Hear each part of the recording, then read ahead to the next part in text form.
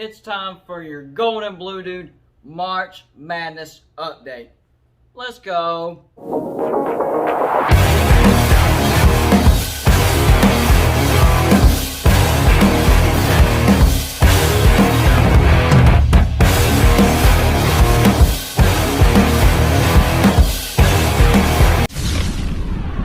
What's going on, guys? It's me again, Gold and Blue Dude, and if you haven't already, you might as well go ahead and hit the like and subscribe button. I do videos every single day.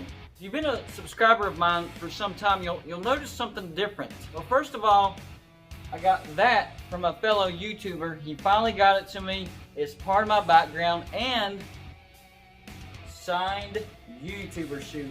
Permanent part of my background. It was signed from every YouTuber that was at the Slav Olympics that I attended. Don't forget, if you want to send something to Gold and Blue Dude, send it to P.O. Box 360, Liberty, South Carolina 29657. I'll open it up and it will be a permanent part of my background as long as it looks decent. Now for your March Madness update. Some things have changed over the past weekend, and there's still games going on that could change some other things. Let's talk about Saturday first.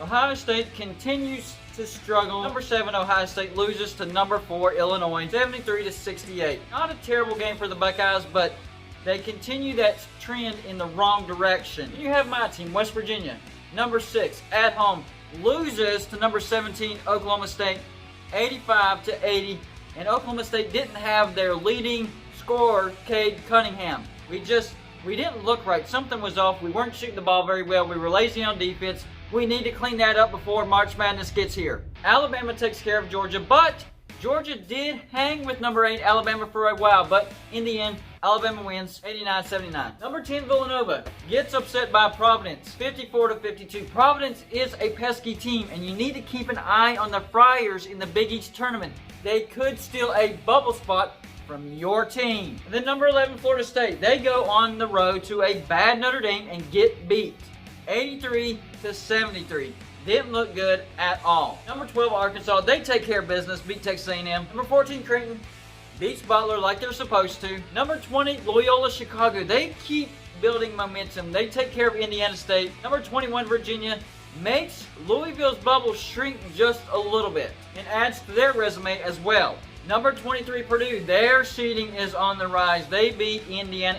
At one time, Indiana was on the bubble for me. They have a losing record. I don't have them on the bubble at all. Number 9 Houston takes care of Memphis and probably solidifies a 2 seed. Watch out for Memphis though. They are a good team, and Houston needed a Hail Mary 3-point shot to beat Memphis. That was a crazy shot. Go check it out if you haven't already. And then number 5 Iowa takes care of number 25, Wisconsin, 77-73. Iowa is sneaking around trying to grab a number 1 seed. Right now, they're still a solid 2 seed, but you never know. Things could happen. They're right there at the line. So here's my seeding. Gold and Blue Dude seeding update following those games. Well, I have number 9 Houston actually climbing the number 2 seed because they did take care of a good Memphis team, and they are second in the AAC behind Wichita State, but Wichita State hasn't played a lot of games. They're going by winning percentage. Number 4 Illinois stays a number 1 seed. They look really good. 20-6, tied for first place in the Big Ten, and they beat Ohio State. That's a good win. Number 7 Ohio State, they keep falling, but for now I'm going to keep them at a number 4 seed. Probably a low 4 seed, but still a 4 seed. 18-8, 5th in the Big Ten, and of course they just lost to Illinois. Number 17 Oklahoma State. This is a hot team, guys. You need to watch out for them. I bumped up Oklahoma State to a 3 seed. They're tied for 4th place in the Big 12, and of course they just beat West Virginia. Speaking of which, number 6 West Virginia, I am bumping them down to a number 3 seed. They are 18-8, 3rd in the Big 12, but that loss to Oklahoma State was enough for me to bump them down to a 3 seed. Number 8 Alabama, they stay a solid 2 seed. They are 1st in the SEC, and they beat Georgia. Number 10, Villanova, I'm going to keep them as a 3 seed. I know they lost, but they're still a good team, and they did beat Creighton. They're 16-5, first in the Big East. Number 11, Florida State. That was not a loss that Florida State could afford. I'm dropping them down to a 5 seed. They're 15-5, second in the ACC. I know, that's high in the ACC, but they haven't played all that many games, and they did not look good against Notre Dame. Number 12, Arkansas. I'm keeping them as a solid 2 seed as well. Take care of business. They're second in the SEC, 21-5. Look out for the Razorbacks. Number 20, Loyola Chicago. I think they've done enough to earn a number 4 seed right now. First in the Missouri Valley Conference, and they look really, really good. Number 14, Creighton. I'm actually bumping them up to a 3 seed. 18-7, second in the Big East, and they took care of Butler just like they were supposed to. Number 21, Virginia. They're making a little bit of a resurgence. I'm going to bump them up to a 4 seed. 17-6, first in the ACC, just beat Louisville. I think that's good enough. Number 23, Purdue. I think they're on a roll as well. I'm going to bump them up to a 5 seed. They're 18-8, fourth in the Big Ten. Took care of business against Indiana. Number 25, Wisconsin. I don't know what's going on in Madison, but they're not looking very good right now. I'm going to bump them down to a 6 seed. They're 16-11, 6th in the Big 12.